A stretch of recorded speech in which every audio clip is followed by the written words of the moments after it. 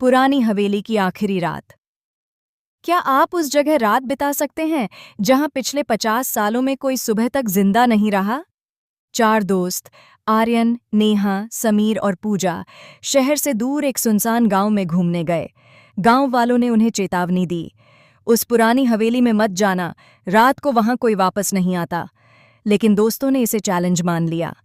रात 11 बजे चारों हवेली के अंदर दाखिल हुए। दरवाज़ा अपने आप धड़ाम से बंद हो गया। हुक, अब वो बाहर निकल ही नहीं सकते। जैसे ही उन्होंने कमरे की जांच शुरू की, दीवार पर अजीब निशान दिखे। नेहा ने कहा, लगता है किसी ने खून से लिखा है। निशान पर लिखा था, हर घंटे एक कम होगा। अचानक तेज चीख गूंजी और लाइट झिलमिलाने लगी। जब रोशनी लौटी, पूजा गायब थी। हुक, क्या सच में एक एक करके सब गायब होंगे? अब 3 लोग बचे थे। उन्होंने पूजा को खोजा, सीढ़ियों से नीचे तहखाने में उतरे। वहां मोमबत्तियों से भरा एक हॉल था और बीच में पूजा खड़ी थी, लेकिन उसकी आंखें पूरी तरह सफ़ेद। वो बर्फीली आवाज में बोली, मैं पूजा नहीं, मैं वो हूं जो हर मेहमान को अपने पास रखता हूं।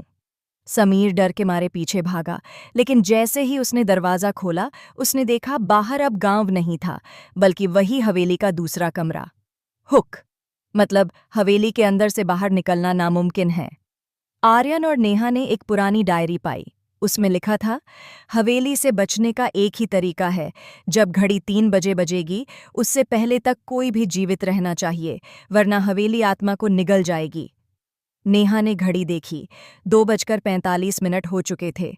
अब उनके पास सिर्फ 15 मिनट थे, लेकिन अचानक समीर की चीख सुनाई दी। दोनों दौड़े। देखा, समीर छत से उल्टा लटक रहा था और उसके गले पर अदृश्य हाथों के निशान थे। उसने अंतिम सांस ली और गायब हो गया। हुक, अब सिर्फ आर्यन और नेहा बचे हैं। क्या ये दोनों सुबह तक जिंदा रह पाएंगे?